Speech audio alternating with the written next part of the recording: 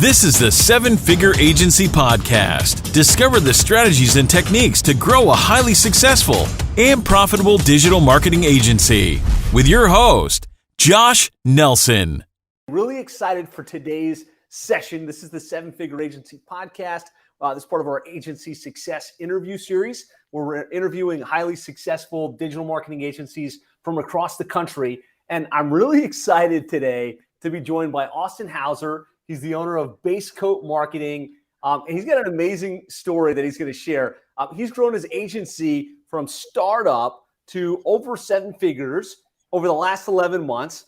He's done some amazing work in terms of landing clients, delivering results, retaining, and building the systems for scale. So if you're excited, give me a yes in the comment. Give me a one in the comments. Let's make this interactive. Austin, thank you so much for being here, man. Josh, thanks for having me, man. This has been quite a journey. Man, and I remember, so I'll kind of lead off with this. You're a member of the Seven Figure Agency. You came out to our last intensive in November. You came up and tapped me on the shoulder and said, hey, I've been listening to the podcast. I think I want to be on the show, but I want to get to seven figures first, but it'll be soon. And I was like, man, I love it. I'd love to see that happen. And here we are. You've done some amazing things. So kudos, first of all, on your growth and your success. Thanks, man. I started listening to your podcast around October 2021. And that was the first time I ever heard your voice. And I knew right then, I'm like, yep, that's where I'm going to be. So good, man. Well, this is awesome. I know the listeners are excited. We've got a great live audience, and this is one that's going to be listened to into perpetuity. So let's just start off. Tell us where you're at in your agency right now, kind of number of clients, average monthly recurring revenue. Yeah. So we just signed 2 clients today. I think we've signed 7 this month, and we're only in the 9th day of March. We're at 89,000 recurring a month, 46 full-time clients. We have a number of other clients that kind of fall under a legacy agency. But yeah, that's kind of where we're at today. And we are currently booked out until May, which was a selling point about a week ago when we were mid-April. And now it's more of a process thing. So good, man. Congratulations. And it's always good to see seven figures that quickly. But tell us where you were at 11, 12 months ago, kind of what was your story leading up to before you even started this agency? Yeah, so I have a pretty solid background in web development, marketing. I went to school, computer science, computer security, math, and business. So kind of nerded out back then. That seems to have really paid off. But yeah, I was working for a company, director of e-commerce. So I kind of had a little bit of experience on the sales side online as well. Picked up your book, audiobook actually. Right. I was listening to that, and I was actually listening to Grant Cardone's Sell or Be Sold right before your book. And the energy from him compared to the energy in your book was different, and I almost turned your book off, and I'm so glad I didn't because it was life-changing. I listened to your book, and it all clicked. I had been running a marketing agency since 2008, Hauser Media. It's still around, but big brands. So think of $1 million a month advertising budgets. Those were the kind of companies that I was working with over the years. Also mom and pop restaurants, that kind of stuff. As you know, that's not a scalable model. So it really clicked. It resonated with me. January 1st of last year, I decided to part ways, cash out some stock options, went out on my own and had no website in place, nothing of last year. Launched Base Coat Marketing on February 1st. $0. In fact, I think if we're going to count investments, probably negative $2,000 a month in recurring revenue for the first month or two. No clients, nothing. Now I should mention we had clients in this space for some time before this. So we at least had that kind of going for us rolling in here, but yeah, no clients within the Base Coat Marketing brand. Quickly picked up some and, scaled pretty quick since then. Amazing. So from a negative start to 85,000 plus in monthly recurring revenue, amazing growth. Would love to hear. One of the first things we have to do is kind of decide on the niche, right? And it sounds like you read the book. You're like, okay, I guess this niche things make sense. Can you talk to us a little bit about? It sounds like Base Coat Marketing works with residential, and probably residential commercial painting contractors. How did you land on that niche? Yeah, so I think I still have the spreadsheet too. I was going through doing market research based on the agencies, or I'm sorry, the clients that we currently had under the Hauser Media brand. We had home service companies, some of the large players, in fact, plastic surgeons. And going through that list, you look at what's the ticket value of an average close job. How many leads are we going to have to generate to actually justify a marketing investment? And I landed on professional painting or plastic surgeons. We've seen the kind of cars that plastic surgeons drive. We don't have to worry about insurance or red tape there. But the field in terms of marketing was pretty saturated. So decided to jump in on the painting side. Like I said, I had experience on that end from a marketing standpoint. So that kind of resonated with me. I think that's a smart move, right? Ideally, you're not coming into this totally, with no experience, right? So look at your base of existing clients, see where you've got some good wins, see if there's some potential there, and then start there. And so it sounds like that's what you did. How many painters had you worked with in the past, and kind of in what capacity? Yeah, so we've been working with some of the big players in the painting space since like the early 2010s, and just kind of collected some of them over the years. Just determined that we were pretty good at generating results. I am very about client results, so it's almost an obsession to a degree. And that was a space that we were just very consistent in. So that made sense to really kind of pivot and really focus on that space. Love it. Love it. So hopefully if this is a spot you're in your agency right now, you're thinking, what niche should I go into? It's a great approach, right? Find where you've got some past wins and go for it. I think the next thing is you want to try and figure out how you're going to package what you do in that industry. So talk to us a little bit like what your program package looks like and kind of how you put that together. Yeah, so that has gone through a number of evolutions over the last year. It started out, and so just to back up a little bit, my e-commerce background, I had a lot of marketing experience on that side. So there's a concept in marketing, the good, better, best. It's used with like McDonald's, Apple, any sort of product that you can buy. They'll typically have a product that's not worth your time or energy, the middle product, which is just right, and then a product that is priced too high. We took a similar concept to our programs where we have the good, the better, and the best. And the one right in the middle is the one that we want to sell. So with that approach, we are also doing what I would consider was more like a cell phone plan, where we have one program and different buying options within that program. So we have a month to month, which allows us to market on our website that there are no long-term contracts required. Now that's at a much steeper price. And then we have a 6-month commitment, 12-month commitment, and an 18-month commitment. The longer you commit, the cheaper that rate is. After that, you just go month to month. Now, I know a lot of guys say that there's the paradox of choice, where choice creates confusion, confusion creates chaos. I have not had that experience. We spell everything out pretty clear. We talk about the pros and the cons of each. Each program that we have is technically designed for a different type of client within our industry, but they are also priced accordingly. So we have, a program that starts at around $2,200 a month, one that's about $2,800, and then one that's $5K a month. So that's kind of worked out well for us. And again, we've also evolved recently over the last 3 months to also doing an a la carte program. So we have some clients who come in who might be on the smaller end, right on the precipice of being able to afford our services. And we've broken apart some of our services that we know we can generate results for, such as social ads, Google ads, just SEO. And we just do a very good job of setting expectations up front to make sure that they understand, hey, if you go with just SEO, you're looking at 6 to 12 months for results. And I found that expectation setting is so important when you're looking at stuff like that. 100%. Love it. So you've got these packages, you got a couple different options. Sounds like you kind of meet with the client, you walk them through kind of where the right match is going to be for them.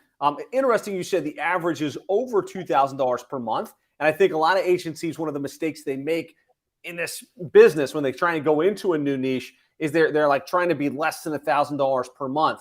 And you can only do so much. And there's only so much room for profitability if you underprice. And we assume, the average plumber the average painting contractor, the average roofer can't spend like what you just said there, $2,200 to $3,000 a month. But the reality is, if you go after the right segment of that market and you position yourself correctly and the value proposition is there, they absolutely will. And Austin is living proof of that. Josh, I'll add to that. So we started out with a $9.99 a month program. Okay, you did. All right. That was, the same thing. We started out that way, got a few clients on board, and it was a nice selling point to say it's under, you don't have to add on those zeros, right? But yeah, you're absolutely correct. It is something that you're attracting a low end buyer, and it's difficult to generate results at that price point, especially if you're looking at SEO. For instance, 80% of what we do today is investing into organic growth. That's one of our program pitches is we're focusing on long-term business investment. It's a very sticky service, and we just set expectations up front. The client understands that we're going to be relying on ads for a while, but the long-term goal is to really fill up their calendar off of organic traffic. Love it. So good. So it started at $9.97 and you kind of ratcheted it up. How long did you stay at that price point before you started going to these higher prices? When we started getting booked out quite a bit is whenever it was time to raise the rates. If you're closing every single call, it's time to raise your rates. Now, I should probably consider that again at this point. But I think really kind of where we're at right now is a sweet spot within our market. I think this is just a busy time of the year for us. We kind of follow the opposite lead curve of our industry. So when our industry is slow, we get busy. Right. They start thinking, man, what am I going to do to ramp up for a busy season, right? Yep. So correct. Smart, supply and demand, right? You priced it, you made sure there were clients, you validated the model, and as you got proven results, as you got more confident, as you had lead flow, you're like, okay, let's bring that price up. So yep. Good. Love it. So let's talk about landing the first handful of clients, right? I know you had a little experience in painting, but you decided, okay, I'm going to go base coat. I'm going to sell this digital marketing program. How did you get the first couple of clients? Like, what was the marketing strategy that kind of got you out of the gates? Yeah. So, again, I went into this with a kind of a pile of cash and some hope, and that was about it. And also, obviously listening to your podcast. So I drive my kids to school every day, and I would just put your podcast on in the background. I believe in the law of averages. So I would listen to people on the podcast like we are right now, pick apart certain aspects of each person's experience and what worked for them and kind of pull those in and internalize it. So to start with, I knew in order for me to grow, I was going to have to invest in organic growth. I didn't have the capital to keep throwing $2,000 or $3,000 a month into Google Ads. Paid search is a quick win, but it's not sustainable for somebody who's starting from the ground and working their way up. I was kind of working against Google's algorithm up front, where I had a new domain that I purchased in October of 2021. So it hadn't even harder, right? Yeah. So, I just immediately started investing in content creation. I have a big background in SEO, so I think that may have helped. But I follow some guys online. Brian Dean with Backlinko has a very solid SEO strategy. There's a few other YouTube channels, Income Academy, I believe it's called, Income School. They're more like, affiliate marketing focused, but it's the same concept of ranking well online. And it's all about just helpful content, putting value first, everything that you preach, Josh. And it's, from an organic standpoint, if you're putting out helpful content, that's the best way that I've found to acquire new clients. But the first couple of clients came from paid search. So I invested in it heavily upfront, as I mentioned, negative revenue month to month. And that's how we got the first couple of clients. Paid Facebook ads, paid Google ads, paid something else. Paid search. So paid Google ads. And yeah, I hadn't even touched social until about Q3 of last year. Wow. So Google ads, and literally just targeting painting, marketing, painting, SEO, internet marketing for painters, very, very target, because to be that niche and have results with paid search, that's awesome. Yeah. And I think an effective landing page goes a long way. I'm not just sending people to our homepage. There's a landing page involved. Everything's with intention. And that's, one of our core values is we only invest time into things that generate results. Paid search does work. Within our vertical, it's a great way that we acquire new clients. We have some strategies for our clients to generate them leads, but it's very different on the paid search side. But yeah, paid search was the quick way to get new clients in the door. We throttled that down once we started getting booked out a little bit and really relied on SEO and the organic growth. And I'd be happy to talk more about that as well. Yeah, I'd love to. So before we get there, though, I'd love to talk about a little bit about your sales process. So you went after painters, you started putting out content, and you started running some ads and getting people to a landing page to schedule in. Talk to us a little bit, like high level, like what does the sales process look like for one of these painting contractors that is interested in hiring your services? Yeah, so that's a great question. I have a very different sales process than I think most people do. I tell people on the call, I don't hard sell. I set expectations up front, and I will not take your money unless I'm confident that I can put more money back in your pocket each month. Love it. It's a novel concept that you might be aware of, Josh. It's just called being a good person. I found that it works very well, and it's a trust building factor as well. So, but everything that I just mentioned stands true. I turn away 2/3 of business. So 2/3 of the calls that I take that are technically qualified candidates, I turn away because they may not be a good fit for us. So whenever it comes to the sales process, we do a single call sales call. It lasts about 45 minutes. We pre-qualify with a few questions up front. We talk about their business. I do a little bit of evaluation ahead of the call just to determine up front whether I feel like they're going to be a good fit. So things like reputation online, you can't buy that. If they have the 4-star review on Google, it's probably not going to be a good fit. If they have 1 review on their business profile and their next closest competitor has 100 reviews, probably not going to be a good fit. Those are the kind of things that we just look into up front. You know, have they hired a marketing agency in the past that has bloated their website with content that isn't going to rank? Like that's something we might need to undo. So those are the things that we look to pre-qualify up front. If that all works out, we identify that they don't have to stretch as far as a budget standpoint goes to afford our services. We do have some minimums on that end. We don't like to have all of their eggs in our basket. We like to be one component of their marketing strategy. So we want to make sure they can afford other marketing strategies offsite. Once we get through that process, we'll talk about options, numbers, and pricing. From there, we have a price sheet that they download. We talk through our marketing agency, what we do, why we're here, that kind of stuff. And then we talk through some of the programs that we feel like are going to be the best fit for their business. From there, we talk through next steps. And again, I don't hard sell. So we've actually had a worse experience with those that we close on the first call, which closed 2 on the first call today. So hopefully that trend changes, right? Yeah. Versus those that we do a follow-up call. And the follow-up call I found works better because they come into that follow-up call pre-positioned with questions and ready to buy. During the end of the call, I leave the door open. I say, I'd be happy to talk about next steps, what that looks like, or I'd be happy to schedule a follow-up call if you want some time to think about it. I've even sent some prospects to our competition to say, hey, why don't you go evaluate them, just so you know what else is out there. And 99% of the time, they still come back. Love it. Good stuff. There's a question here from Nathan just asking, what types of pre-qualification questions do you ask in order to get a sense of their quality? Yeah. So we like to, just in our industry, there's a lot of guys who do residential and commercial. So B2B, B2C, 2 very different marketing strategies. So we like to get an idea as to what that looks like for them, whether they're currently investing in any sort of marketing today, if they've ever worked with a marketing agency in the past. So if they've said, yes, I've worked with 5 marketing agencies in the last year, probably a red flag. Yeah. Right. We look for things like, hey, do you have a CRM? Do you have processes in place to handle a high lead flow? If we start sending them leads, they're paying for it, but they can't close those leads. That's not going to be a good relationship for them. Let's see here. We look at whether they're using subcontractors or employees. That kind of dictates how quickly they can scale on their end. We also look at the basics are, what's your average annual revenue? What did you do last year? And then what are your revenue goals for this year? So we've had some clients that came to us that are prospects that came to us that were, $1 million, $2 million a year, but the revenue growth goal was, I'm just looking to kind of stay where I'm at today. And that may seem like an easy client, but we're really in it to generate some wins for these guys. And if we can't come to the table each month and say, hey, we're here to help grow your company, then that's not a good fit.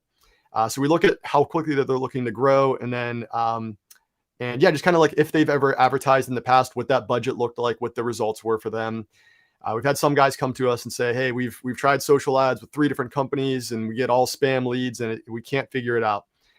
So that kind of market, we're going to look at and say, okay, is that an issue with the data that they're advertising with, or is that a market issue? And those are all factors that we take into account whenever we onboard a new client. Love it. Great answer to that question, right? And you're not just asking to see if they've got the money. You're like, your mindset is this going to be a good fit? Can we actually help this company? And if those boxes check, then let's talk about doing business. And if not, like, well, let's go a different direction. I think that's awesome. Paul's got a question here about your program. And that's like, do you include a website in the monthly fee, or do you just do that separate? Like, how do you treat that in your program? No setup fees. So the way that we work is whenever we onboard a client, within 30 days of that onboarding call. So let's say that we were to onboard somebody today. By April 9th, they're going to have every bit of their marketing campaign up and running.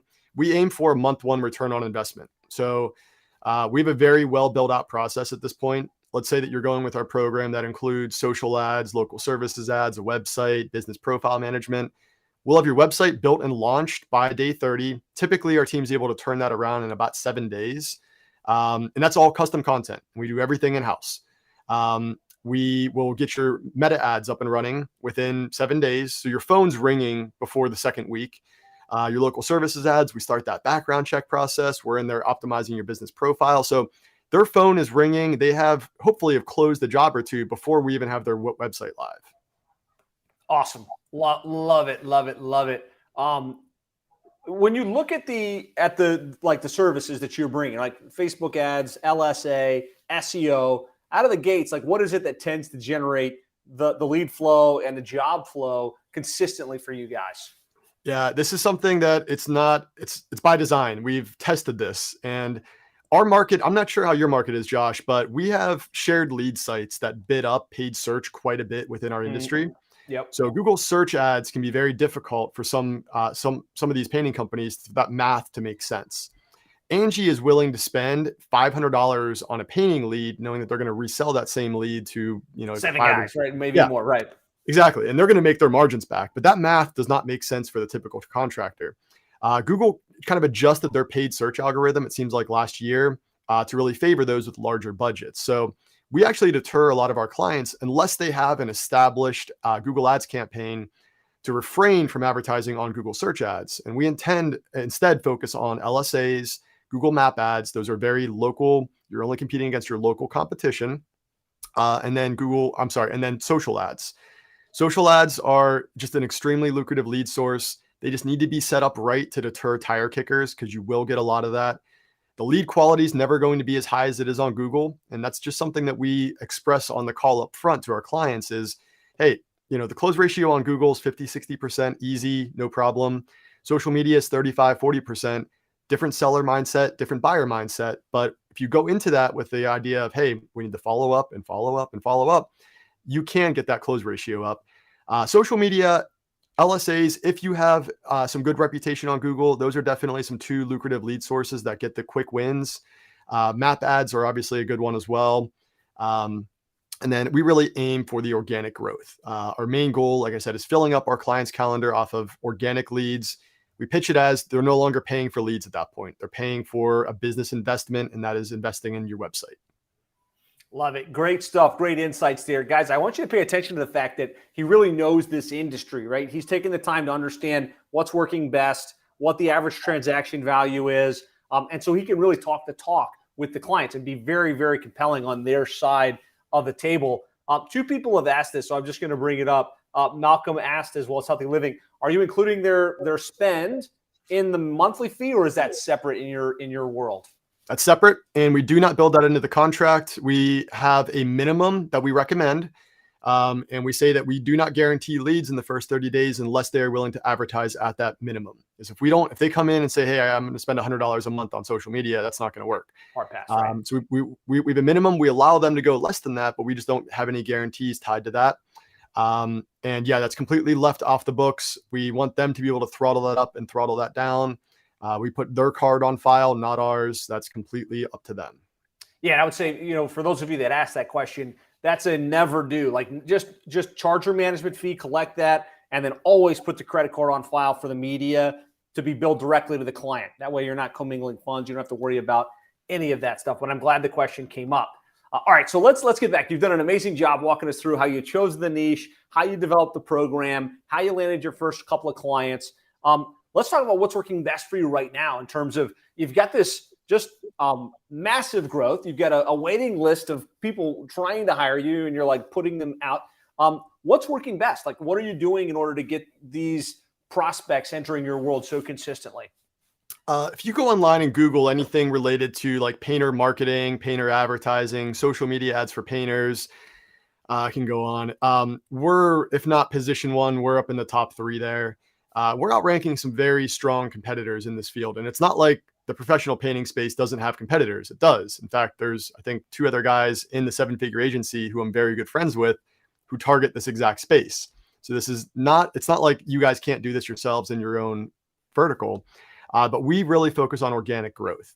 And there's kind of a 3-prong approach here that we take. And this is all going back to last February, whenever I had no money to invest in this company. I had nobody to hire at that point. Like, there was just nothing. So I had to bootstrap my way through this with organic growth. So helpful content is really what we aim for. If you look at our website, we have a blog, and it's not called a blog. It's called the Painter Marketing Playbook. And it gives me the out to eventually create a book out of that potentially. But every week, which I've not been very good about this weekly recently, just due to our growth, but every week we are trying to keep consistent about this, is posting a new blog post. I write these myself. They are very time intensive, but it's worth it for us to continue doing this, because what we do, yes, we're going to get organic rankings from that, but we're also sending out an email newsletter. That email newsletter goes out every single week, every time we do a blog post. We have 4,500 pre-qualified candidates on that list. That comes from our expo, from people signing up on our website. We get about 4,000 hits a month. And that's just grown organically over time. And that list, we have, I think, a 55% click-through rate, 20% open rate. And I'm sorry, 55% open rate, 20% click-through rate. So the numbers are extremely high within that email, those email blasts, but it's because the content is so helpful. There's a book that I can recommend that really helped open up my eyes. It's called They Ask You Answer by Marcus Sheridan. It's the whole concept, and I'll just kind of internalize it and spit it out the way that I've used it, is you can do a ton of keyword research out there and figure out like what people are searching for on Google, use like the type ahead and stuff like that. We don't do any of that. I don't look at domain authority scores.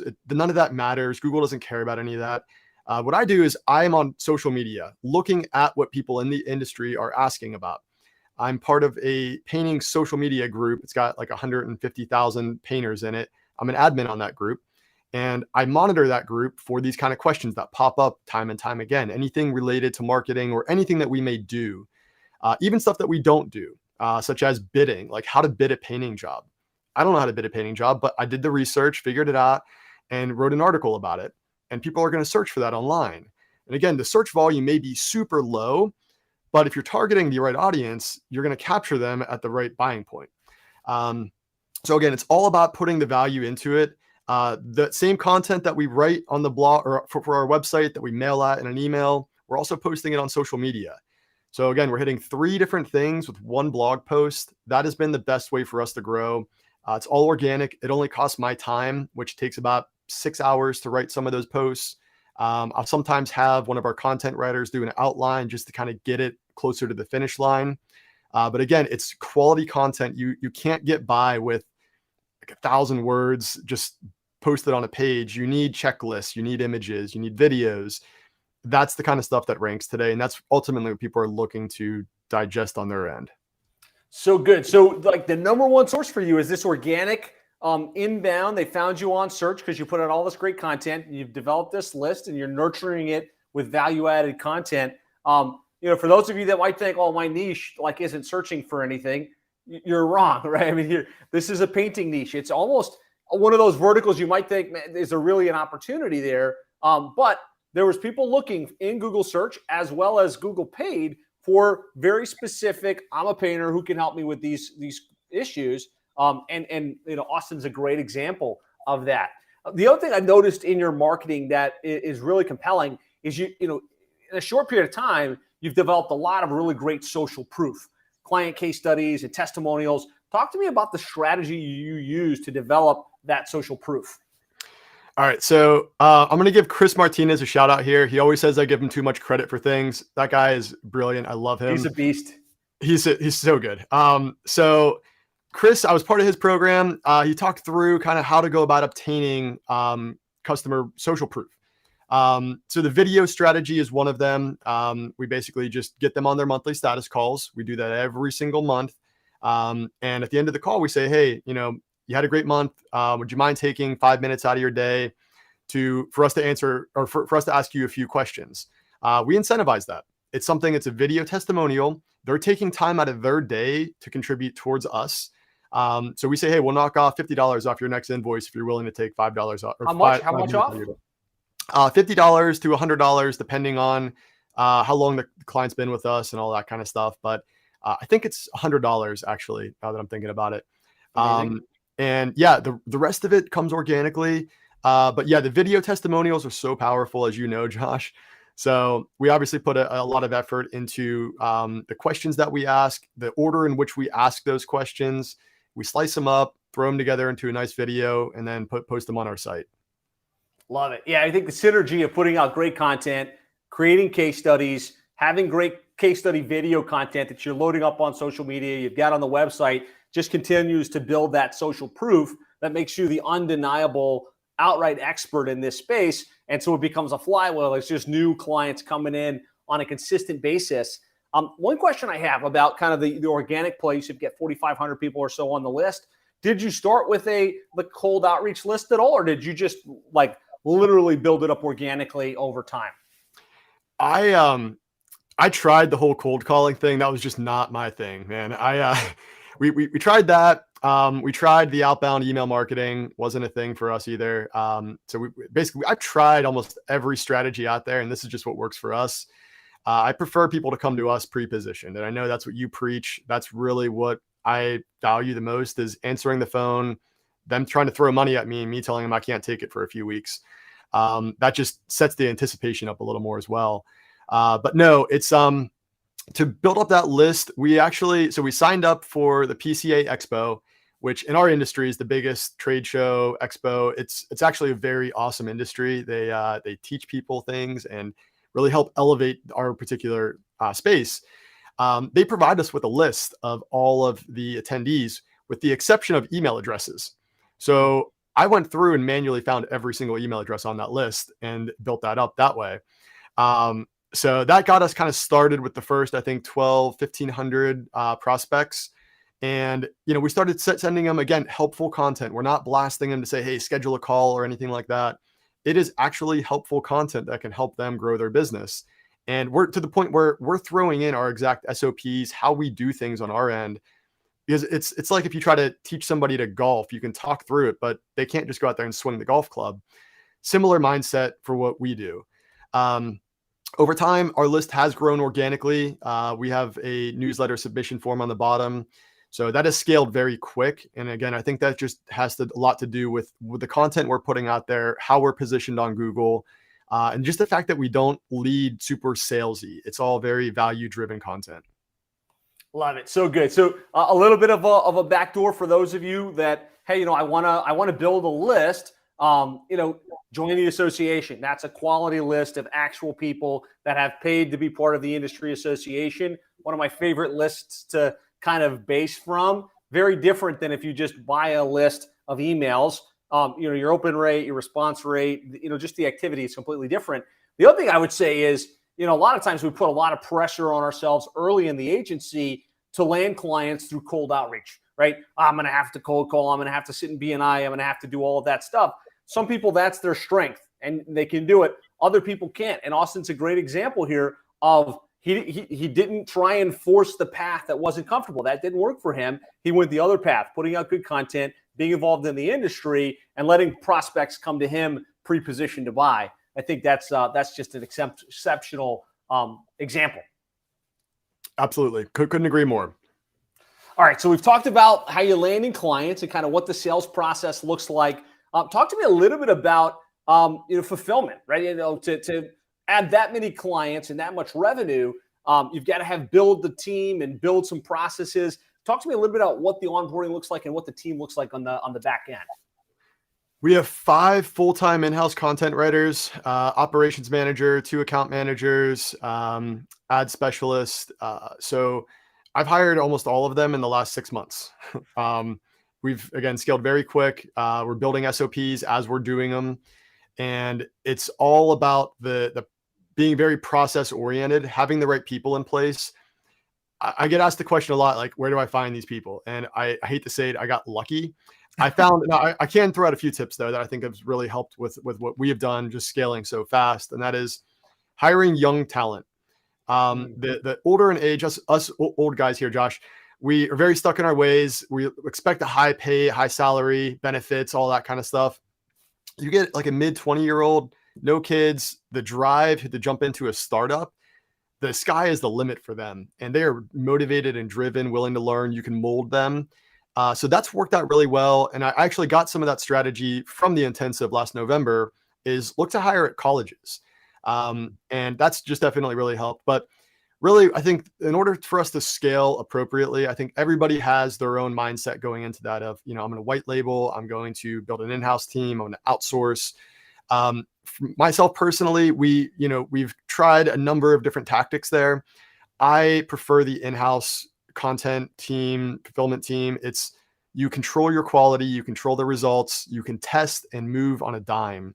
It's very difficult when you're outsourcing things to really have control of that team and know, like, are they on vacation? Are they going to be worried, do we have to worry about them getting sick? Having your own team, you have those processes in place. And that's, I think, really what has allowed us to grow so fast over just the last 6 months even. Love it. So hiring young talent, getting them trained up, kind of getting them plugged into the things that they're going to do well. Virtual, or do you have an office somewhere in North Carolina that everybody sits at every day? So I would love to go the Tony Ricketts route and have a brick and mortar. I think there's some value in that. Right now, we have, I think, 3 people here locally in Wilmington. We have some Filipinos on the content team. They're rock stars. I've priced out, the content team to be stateside. It is quadruple the price. And I think having a remote team for that, they produce the same results, if not better in some cases. And I've had a lot of success in Latin America and Mexico as well. Same time zone, similar time zone. English is generally their first or second language. So that tends to work out pretty well. Anybody that speaks to our clients directly is all stateside. Yes, it's expensive, but client retention is so important. I would not sacrifice that for the world. Love it. Yeah. Good setup. Like, gives you the ability to attract talent from anywhere, to find the best talent, not just the best local talent. Be cost effective so that you can maintain your margins and still provide world-class service. And it's just very, very scalable in that way. Yeah. And, it's something that I looked into the local approach, and you really box yourself into a talent pool, especially where we're at. We're a small beach town and the talent pool is small. So I don't want to, anybody out there who's looking to hire, don't be afraid to look overseas. Just be sure that you have a good hiring process in place. The hiring process is arguably one of the most important things that you do in your company as you start to grow.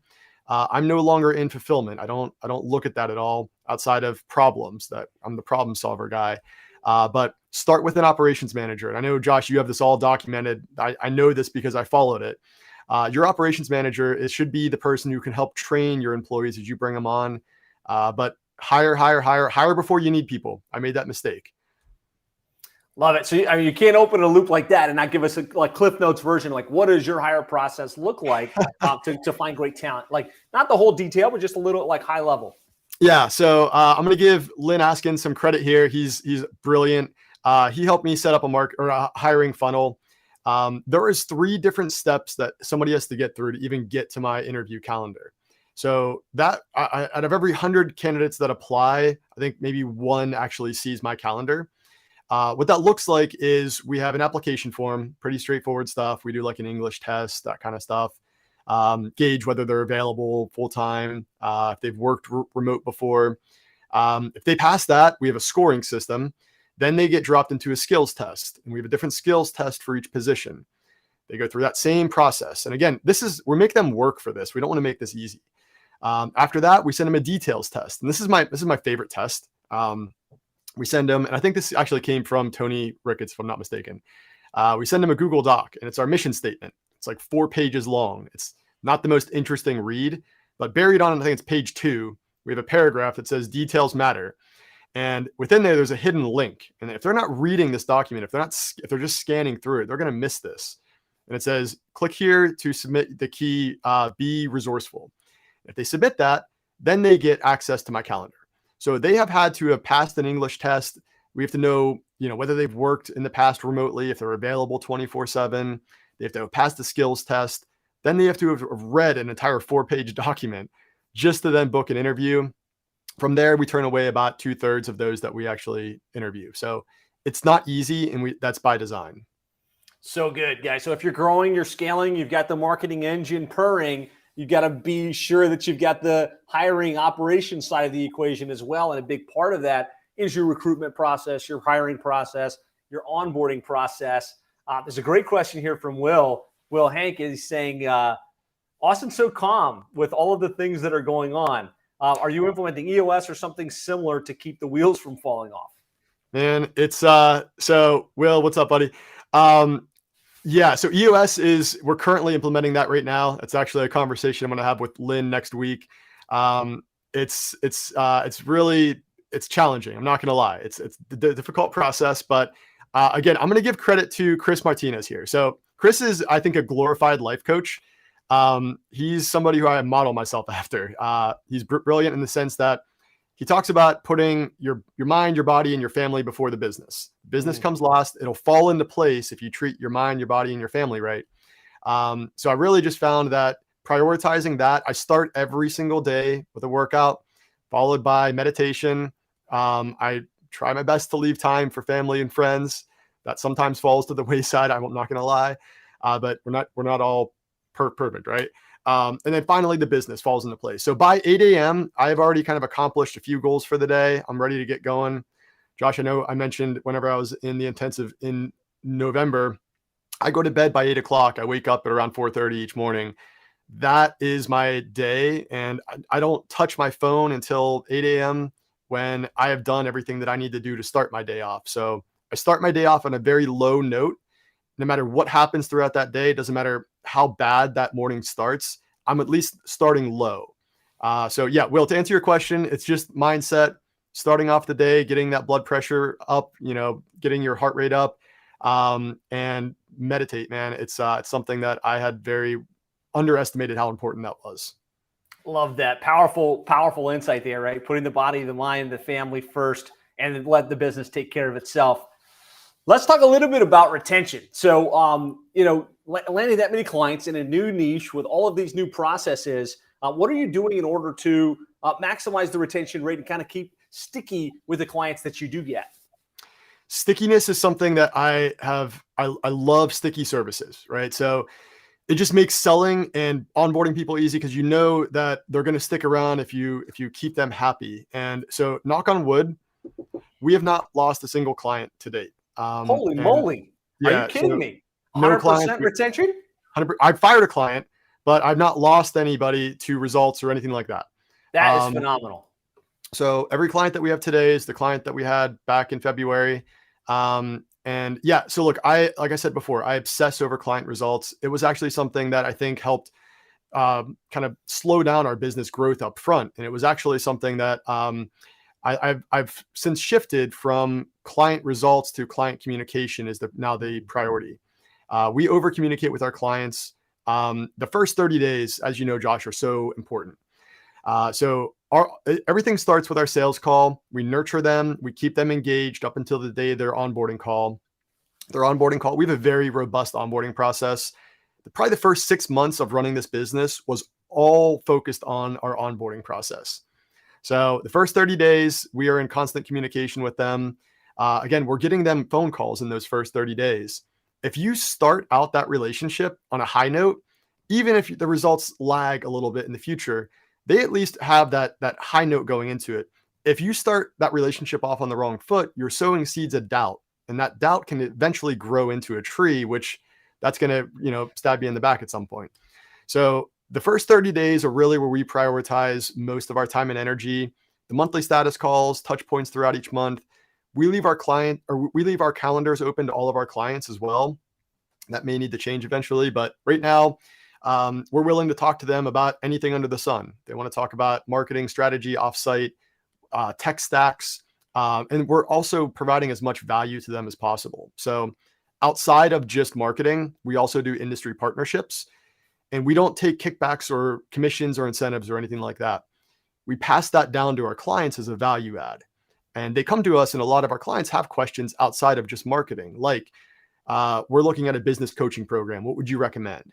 There's a few different coaching programs within the professional painting space that we can recommend. We're industry partners of theirs. What tech stack do you recommend outside of marketing? There's process-oriented tech stacks that we can recommend to our clients. Again, we're an industry partner of theirs. So we come in as the expert. For them, it just sounds like there's nowhere else to go. And again, we're building a long-term business relationship in the form of organic growth on their end. And we can prove it because we can say, hey, look, go online, Google painter marketing or painter advertising. Who shows up first? If we can do it for our national industry, imagine what we can do for your local painting business. So good, man. 100% retention. I think you hit the right points, right? First, obsess over client results, right? You don't have a foot to stand on if what you're doing doesn't actually generate tangible, measurable results for the client. Second, the onboarding, making sure you just knock it out of the park out of the first couple of weeks and months with the client. And then the ongoing client communication, seeding the vision, just figuring out how to add value, not nickeling and diming, but saying, hey, look, where do you need help? Where do you need support? And kind of filling in those gaps. Amazing shares there, and just tremendous work. Love it. Okay, let's see. What else? We talked about how you're landing clients, what your program looks like, what your retention strategies look like. We talked a little bit about operations and scale. What does the management process look like day to day within the business? We're actually going through a reorg right now. So I'm bringing on a new operations manager. Our current operations manager is great at client fulfillment, success. We're bringing in a guy with a ton of experience, like borderline 6-figure salary. And that's really what's going to help our company to take our company to the next level. Over the last 6 months, we have really positioned ourselves from, an operational standpoint to scale. We're hiring before we need, but retaining our margins. So I really think getting your numbers in line is so underrated. And I know that, Ben McAdams and Chris Martinez both preach this. You have to know your numbers. If you're out there operating just by the seat of your pants or haven't read the book Profit First, you're doing it wrong. You cannot scale that way. We know exactly what our operational expenses are, what our fulfillment expenses are. We time track. And those are the numbers that allow you, they give you the data to really grow. Without that, like I said, you're flying around with your pants on fire. And that allows you to hire ahead of time because okay, if we are booked out, this X number of weeks, and we're currently onboarding, I think 2 or 3 clients a week right now. So it's not like we're doing this slow. But I know at what point we can start hiring for the next role that we're going to need. And again, it's because we time track all that. We have all that data. Guys, this is not something you do overnight. This is trial and error. It's pulling your hair out, but it gets the job done at the end of the day to give you that freedom that we're all after. So good. I'm glad you brought up the whole profitability thing, right? Revenue is vanity, profit is sanity. It's fun to say you built a 7-figure agency in 11 months, but if that was at the expense of having any profitability, that's no fun. I know you've done a really good job of controlling your margins. And that's a function of, as you, the agency owner, recognizing it's not just about revenue growth. It's not just about new client growth. It's not just about client results. You also have to know your financials, right? You need to be stopping monthly and looking, how much do we spend? How much do we generate? What's the profit margin? Keeping your gross margins under control and kind of making those adjustments as you go. Austin, you've got a lot of things right out of the gates in this agency. And I'm super impressed with everything you've shared. Hey man, I honestly, like I said, I couldn't have done it without picking up your book right here. All right. So I just cannot emphasize enough how well this program works. last February, I jumped in with both feet, negative recurring revenue. No idea. I remember talking to my wife, no idea if this was going to work or not, but we were going to give it a shot. And it really scaled quick. Now, something we didn't touch on, Josh, is just how last year went for me. And I know this podcast, I think, is titled To 7 Figures in 11 Months. Well, we're technically past 11 months right now. So last February, I started this company, launched it, no traffic, nothing. March 28th of last year, day of my 34th birthday, I was diagnosed with a brain tumor. And you want to talk about a life-changing event that can just like change the course or trajectory of your life. It was being diagnosed with a brain tumor at 34. I had no idea what that path looked like after that, but I knew the only path that I had at that time was to continue pushing forward. I had to take 2 months off last year, a month leading up, and then a month after to learn how to rewalk again. I came out with this really cool haircut. And I came out on the other side of that in pretty rough shape. Meningitis. I went in looking pretty good and came out looking pretty bad. It wasn't until I met Chris Martinez that kind of reset my mind, got me thinking in the right mindset to really grow this thing to where it is today. And honestly, most of our growth just in November, we were only at 30K. We're at 89K today. So this can happen overnight. I'm not saying this is easy. This has not been easy. There's a lot of bumps in the road that come up. And it's really, guys, you just have to go into it with the right mindset. Mindset. I cannot preach that enough. So good, man. And it's incredible enough to have gone to 7 figures as quickly as we had. But like with that brain tumor and the surgery and the recovery in between makes it even more incredible. Man, what a powerful story. What a powerful journey. There are a couple additional questions here in the comments. If you have a couple minutes to tackle a couple of these guys. And if you're watching live and you're getting value, which I know you are, give me a 1 in the comments. Share some love for Austin, sharing his story, sharing his journey, being so abundance-minded. He's hit all of the high points. And dare I say, maybe one of the quickest to 7 figures that I have, worked with. So this is super, super awesome stuff, man. Okay. So one question is from Chris Pistorius. Chris is asking, I see on your website, you talk about recruiting. How big a portion of your business is that? What percentage of your clients use you for those recruiting services?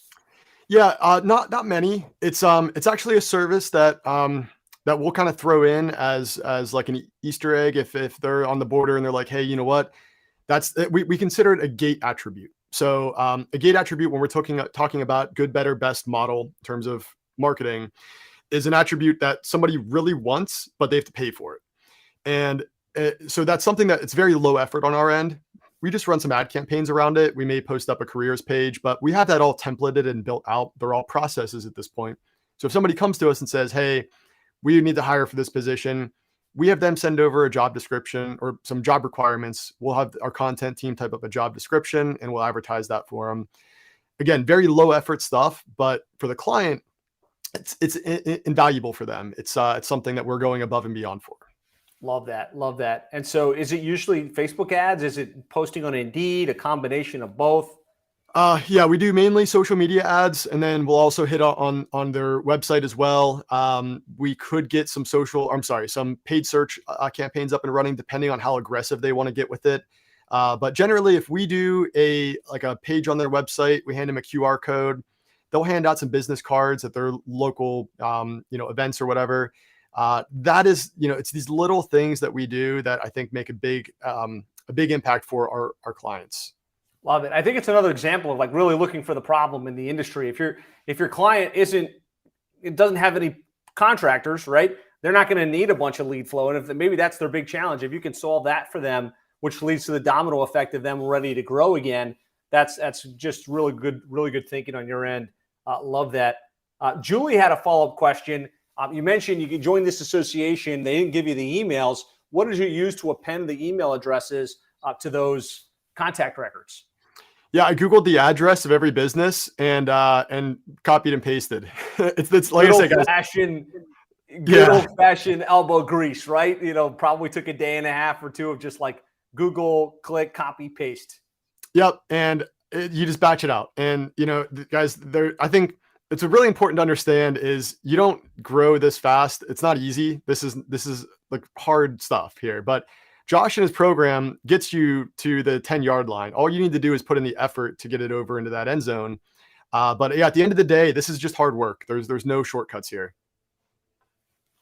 So good, man. I'm just reading through the comments to make sure we didn't leave anybody high and dry.